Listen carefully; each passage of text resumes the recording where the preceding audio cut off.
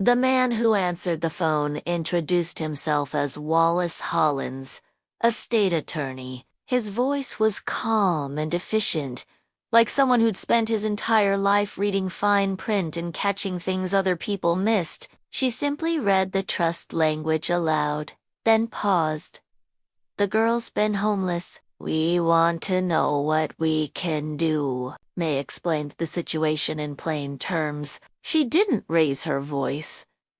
She didn't editorialize. "My granddaughter's trust was drained. I have the original documents and transaction records. Her mother was the trustee." Hollins was silent for a moment. "Bring everything to my office," he said. "Tomorrow, first appointment." His office was tucked in a brick building downtown between a florist and a tax prep chain. Inside, the walls were lined with books older than me and smelled faintly of dust and printer toner. He didn't offer fake warmth, which I appreciated. I wasn't sure if I was scared or just too tired to feel anything. Hollins read every page, with the intensity of a man deciphering ancient code. He simply gestured to the chairs and said, "Let's get to work." Hollins looked like the human embodiment of illegal pathonymed glasses. Salt and pepper hair, brown blazer with elbow patches. From years ago, when I signed a permission form for a school field trip. The other had my name, ... But it wasn't mine. Your mother was a temporary trustee until your 18th birthday or until a court appointed another. That much is standard. But these withdrawals," he topped the pages, "they're excessive. The fees, the accounts, transfers, none of them are justified by the language of the trust." May handed over the documents while I sat, silent and still. Finally, he looked up. "You're named as a primary beneficiary in the trust, and we're going to get it back." May spent hours pulling every document she could find, old emails, bank statements, letters from my grandfather. She had a folder thicker than a Bible by the time she was done. He slid a few pages across the desk toward me. "Do you recognize these signatures?" Each morning I woke up in May's guest room and noticed something new. Bird song outside the window, the scent of lavender from her pillowcases, the way the hardwood floors creaked like they were speaking a language only she understood. She moved funds to a shared account and redirected investment returns into her personal holdings. I leaned forward. "One was mine. Her name was Carmon, mid-40s.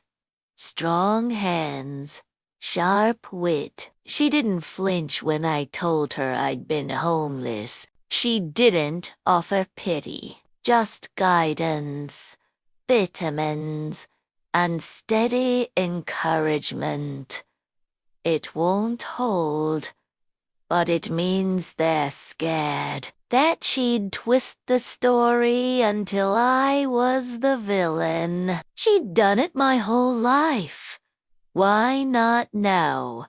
They know we have them. You've been wronged. There's no if about it. They accused May of manipulating a minor for financial gain. I opened it and found pictures of my mother, young, vibrant, full of life. She wore her hair wild and curly then, not the flat-earned helmet she maintained now. She was smiling. I didn't even know people could lie that boldly in legal filings. "That's not my signature," I said. He had his arm around her waist, and she was holding a tiny baby. She told everyone at her church that I was her girl and warned them not to say a single bad word about me unless they wanted to meet Jesus early. Hollins nodded. I didn't think so. It appears your mother forged your consent on multiple account modifications. I blinked. How much? I asked quietly. Not to hurt you, to protect you. Your mama made me promise never to tell. She didn't want anyone digging. When she got pregnant, he offered hush money and left town. Your mama saw it as a transaction. You were part of a deal she didn't want to keep. Hollins clicked a few keys on his calculator. I didn't have to inherit her bitterness.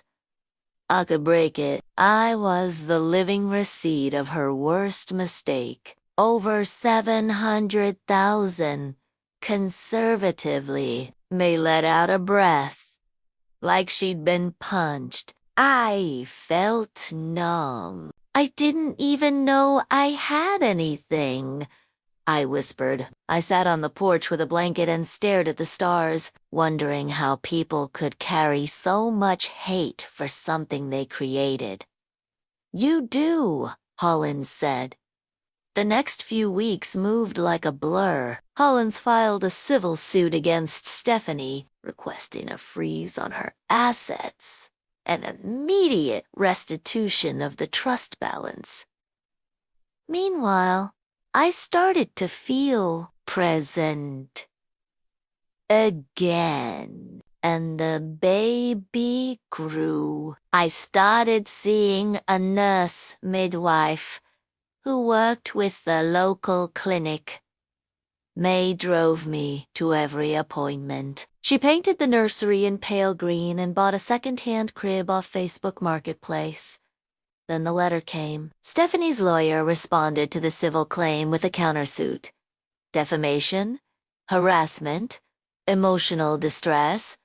Hollins wasn't fazed. This is bluster, he said. Still, it rattled me, even now, with May at my side, and the truth on our side. I couldn't shake the feeling that Stephanie might somehow win. I don't want to drag her through the mud, I said to May one night. May sat beside me on the couch, knitting a tiny yellow hat. You're not dragging anyone, she said. You're standing up. There's a difference, but what if I'm wrong? What if she stopped me with a hand on my knee? Baby, wrong people. Didn't he end up sleeping behind churches in the cold, while someone else drives a Lexus with their name on the deed? One afternoon, while organizing old files in May's closet, I found a photo album wedged behind a stack of shoeboxes. On the third page, I found a photo that stopped me cold. It was of Stephanie and a man I didn't recognize. May walked in behind me and froze when she saw the photo. That's your father, she said softly. I turned to her. You said you didn't know.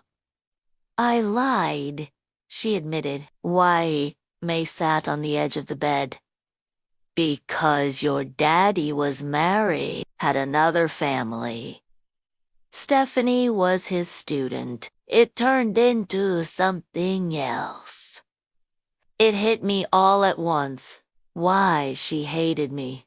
Why she looked at me like I was a curse she couldn't shake. That night, I couldn't sleep, but as I rubbed my belly and felt the baby turn, I realized something.